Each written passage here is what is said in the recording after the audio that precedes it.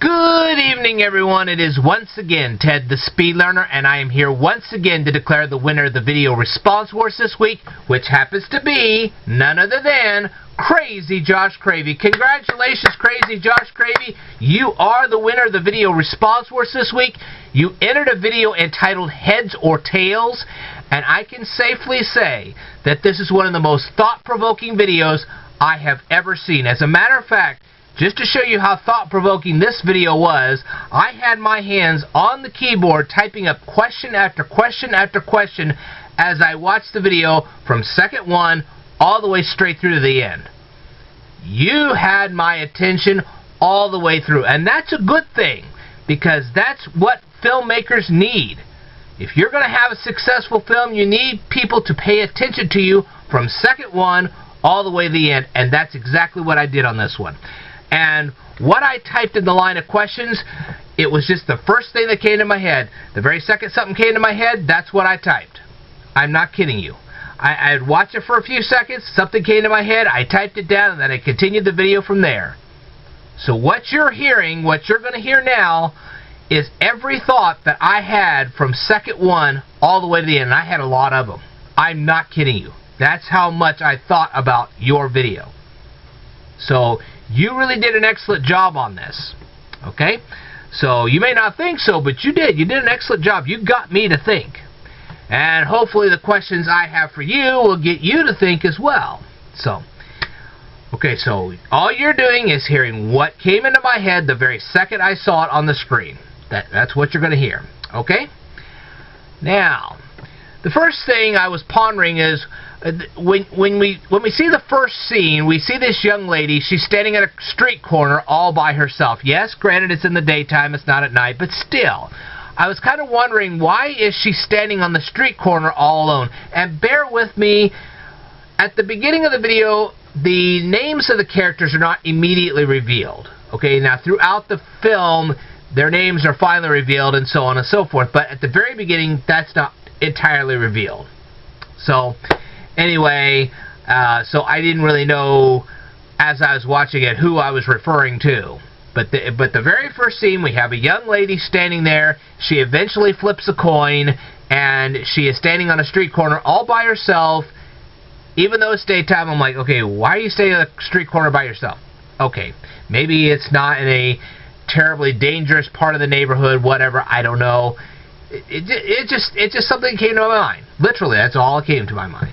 Okay, what smells was the young lady expecting to inhale on the bus? Okay, she was talking about how the bus was so smelly. What kind of smells was she going to encounter when she got on the bus? Okay, now I saw some people in the background entering a building. Why were they entering the building? What was that building? Why were they entering it? Was there some kind of meeting going on? What was going on? Okay, now I saw the quarter, but I couldn't see what year it had been minted. I was just kind of curious. Alrighty.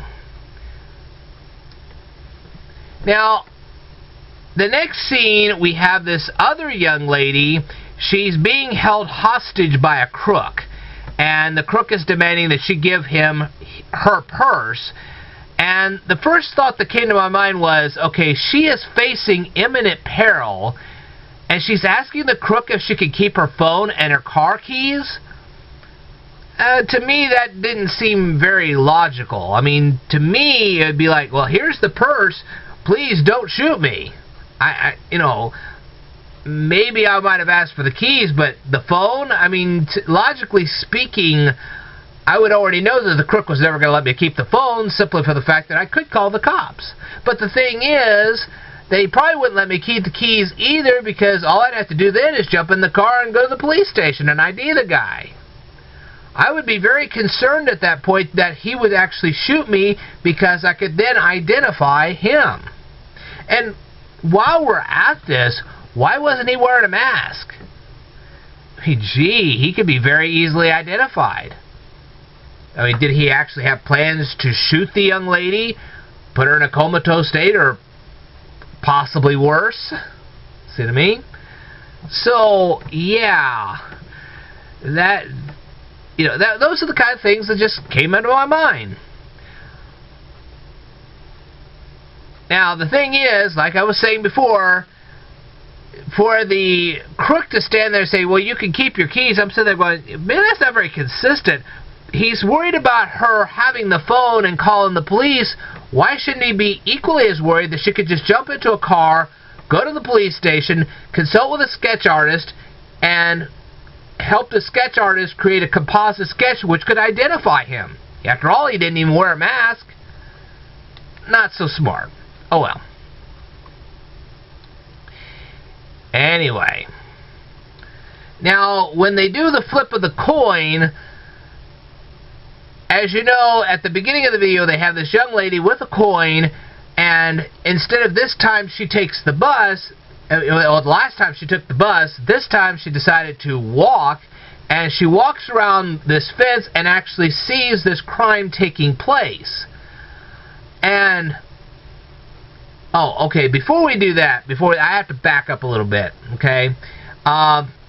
Okay, so the crook agrees that she can keep the keys, even though he's got to take the purse. So she reaches in the bag and she pulls out mace. Now that's kind of a dangerous move. He has a pistol, she has mace. I mean, gee, she could have been shot at any moment. I don't know that I would have pulled mace on this guy. I would have probably just handed him the purse and hoped the heck he didn't shoot me. Yeah, using mace at that point probably wasn't the best choice. Okay. Anyway, like I said, in one scenario, the lady with the coin, she climbs on the bus. In the other scenario, she walks down this sidewalk and eventually walks around this fence, and she actually sees the criminal trying to rob this other lady of her purse. Okay, now, the lady with the coin, see, she suddenly shouts for help. Maybe not such a good idea. My instinct would have been to hide behind the fence, wait until the crime was over with, then go find the cops, instead of just suddenly shouting for help. Even if you want to shout for help, at least get behind the fence, then shout for help. That way you don't get shot. That's the way I would think. Anyway, that's just something I thought about. Alright. Now, once the young lady with the coin, when she was shot, why didn't the other young lady run for her life? Or was this other young lady some kind of karate expert, and maybe she knocked the gun out of the crook's hand? I mean, she could have done that. If she was a karate expert, kapow, there you go. Bam. Maybe she was a boxing expert. She could have just boxed the guy away. Who knows? But I think the other gal should have taken off running, maybe gone for some help after that, but just gotten away. I mean, there was a distraction. The guy obviously shot the other lady. He was now stunned because he had just done that. Perfect opportunity to escape. Okay? Now, as we all know, in one scenario, the lady with the coin didn't arrive at the coffee shop. In the other scenario, she arrived safely. But in that second scenario, when she heard the sirens, she and the other lady sitting at the table didn't bother to investigate the sirens? I would have. I'd have gone up and tried to see what was going on. Okay? Now, if the young lady with the coin is shot, the other lady isn't taken to the police station for questioning. Why not? I mean, shouldn't she consult with a sketch artist? Just a wild thought there. Okay. Now, I'm taking a wild guess at this, but I'm going to say that the last name of the lady who was being mugged was Moore. And the young lady who arrived at the hospital was a relative of Miss Moore.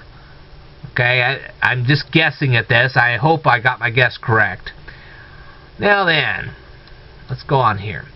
Miss Moore arrived at the hospital, and the first thing she asked is, what happened? Wouldn't a more appropriate question have been, how is my relative doing? Is it my relative even going to be, is she going to live? What kind of condition is she in? That would have been more my question rather than what happened. I mean, yes, I would have asked what happened later, but that would have been the first thing I would have thought of is this person going to live? What condition are they going to be in? So on and so forth. Okay? Alright. Now, in the other scenario, if I've got this right, Ms. Moore is mugged and Ms. Griffin, the lady with the coin, is the one who's shot. A young lady arrives at the hospital and asks what happened. Again, I'm sitting going, why don't you ask about the condition of the person being shot before you ask what happened? That's just my way of thinking here. Okay? And the thing is that Ms. Moore isn't at the police station giving a statement and consulting with a sketch artist. Why not? I think she should have been. Alright. Now then, in both scenarios, the young ladies that arrive at the hospital try to leave the hospital to pursue the crook. And the police don't try to restrain them, to apprehend them, to do anything they can to keep them from getting harmed? As a police officer, that'd be my first instinct, saying, look, if you try to pursue this person, I'm going to arrest you right now. Because I can't have you going around injuring yourself or possibly anybody else. So, anyway. I mean, they wouldn't necessarily do it to get them in trouble. They would try to do it so they stay out of trouble. See what I mean? So, there you go. I mean, police can understand why relatives would be upset, but on the other hand, they have to keep the relatives safe as best as they can. See what I mean? Now then, in one scenario, Miss Griffin finds the crook and decides to confront him.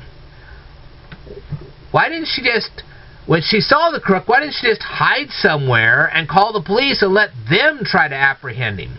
I mean, after all, that would have been the safer option. Okay?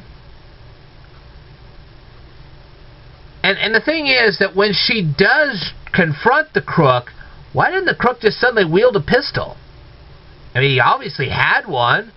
Why didn't he just wield his pistol and say, hey, man, don't you dare try to follow me? Anyway. Now, in the other scenario, where did Ms. Moore obtain a pistol? Isn't she aware that she could be arrested for brandishing a weapon in public? Isn't she aware that she could put innocent lives in jeopardy by brandishing a pistol? Didn't she have a cell phone?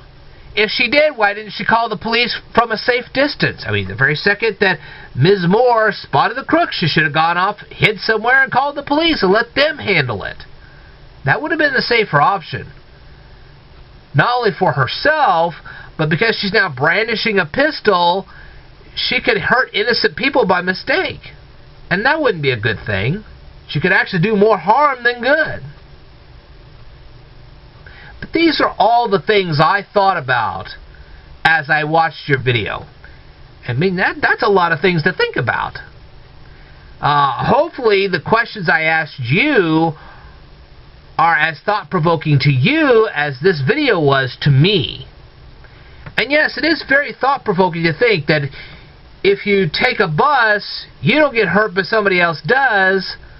But if you don't take that bus, you're the one that gets hurt, and that other person doesn't. That's a very thought-provoking statement. I mean, a lot of things happened just because of one single choice. And that's how life really is. It's based on the choices we make. And every choice we make has consequences. Some good, some not so good. So yes, it was a very thought-provoking video you uploaded. It was very good. It was very interesting. It captivated me the entire time. As I said, I was at my keyboard typing away, watching this video inch by inch by inch. So you definitely kept my interest the entire time. No question about it. Anybody else that watches this as well, I hope they are as mesmerized as I was. And that was a lot of things that happened in that video all at once. So kudos to you. Just flat out kudos. You did a good job. Hopefully my questions are as thought-provoking to you as your video was to me. So, wow. A lot to consider. Really a lot to consider. Alright. Once again, congratulations, Crazy Josh Cravey. You are the winner of the video response wars this week. Very good video. Kept me captivated, kept me interested. I don't see that very often, but boy, you've really got a talent there. I have to admit, you really got a talent. Anyway, I thank you very much for participating. I look forward to your future entries. I hope you keep your videos as captivating as this. I really do. Whew. Anyway, I hope everybody has a great week. I know I'm kind of taping this a little early. It's about 11:30 at night on a Saturday night, but in about a half an hour it's going to be midnight.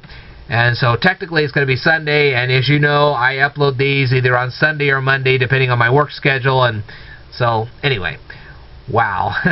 Thank you very much for tuning in, everybody. I hope you guys all have a great week. I'm going to upload this Sunday morning, and I will tell you more in a future video, so I want you to stay tuned.